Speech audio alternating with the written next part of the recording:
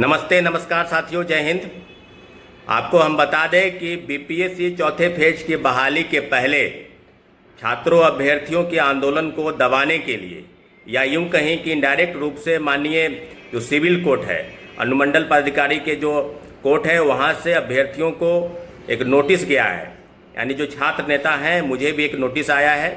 उस नोटिस के बारे में आपको जानकारी दे दें कि धारा 100 बीएनएस की धारा 126 यानी जो विधि व्यवस्था है, जो शांतिपूर्वक जो आंदोलन होते हैं या नहीं होते हैं, उन सब को एक तरीके से जाकर न्यायालय में यानी 18 मई को जाकर न्यायालय में के समक्ष उपस्थित होना है। और पूरी तरीके से आपको बता दें कि जो जिस तरह की चीज़ें चल रही है, छात्रों अभ्यर्थियों के ऊपर जो कानूनी कार्रवाई की गई आंदोलन के बाद, लगभग 5000 अज्ञात लोगों के ऊपर एफआईआर और 4 हमारे साथी को जेल भेजा गया। उसके बाद एक और कानून का डंडा चला है। बिल्कुल सही रूप से कानून का सम्मान करना है। जब अनुमंडल पदाधिकारी के न्यायालय से जब नोटिस आया है तो सशरीर 18 मई को वहाँ उपस्थित होना है। साथियों, जो बीएनएस की धारा 126 कहती है कि शांतिपूर्वक आंदोलन नहीं करने, यानी आंदोलन आप कर रहे हैं तो शांति भंग नहीं होना चाहिए। जो चीज़ें जो है यातायात के साधन या यातायात के संदर्भ में जितनी भी चीज़ें हैं, वो सब समुचित रूप से उसका विधि व्यवस्था बनाए रखना है। तो इस तरह की चीज़ों का पालन करने के लिए आज नोटिस आया है। तो पूरी तरीके से अभ्यर्थियों के आंदोलन पर जिस प्रकार से व्यवस्था चल रही है, विगत 2 वर्षों से लगातार आंदोलन चल रहे हैं, परंतु अभी तक छात्र अभ्यर्थियों के हित में चौथे फेज की बहाली नहीं आई है। और उसके उपरांत लगातार अभ्यर्थियों के ऊपर लाठीचार्ज, फर्जी एफआईआर, छात्रों को अरेस्ट करके जेल भेजना, और फिर एक और कानून का डंडा चला है कि आपको सशरीर उपस्थित होना है।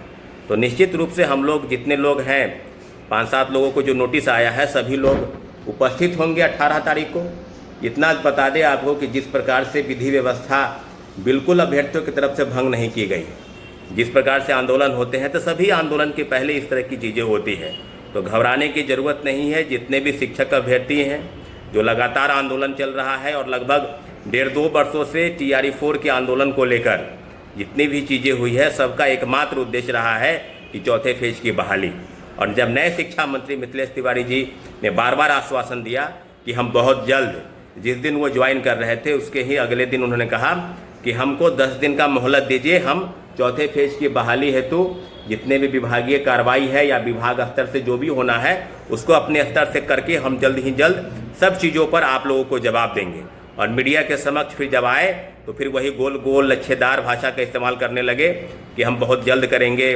खासकर महिलाओं और हमारी बहनों को उन्होंने आंदोलन से दूर रखने का आश्वासन दिया, प्रयत्न किया कि आप दूर रहिए, क्या ज़रूरत है आपको आंदोलन में आने की। तो बिल्कुल आप समझना है कि जिस प्रकार से आंदोलन को अगर दबाने का प्रयास नहीं है तो क्या है। अगर नोटिस आया, इसका मतलब स्पष्ट है कि कहीं न कहीं व्यवस्था बनाए रखने के लिए सिर्फ प्रशासन के लोग अगर हैं तो हम लोग भी उसी व्यवस्था के तहत आते हैं, उसी संविधान उसी कानून के अंतर्गत आते हैं। कहीं भी व्यवस्था भंग नहीं होगी और पहले भी नहीं हुई है। शांतिपूर्वक आंदोलन, जितने भी आंदोलन हुए सभी शांतिपूर्वक आंदोलन हुए हैं।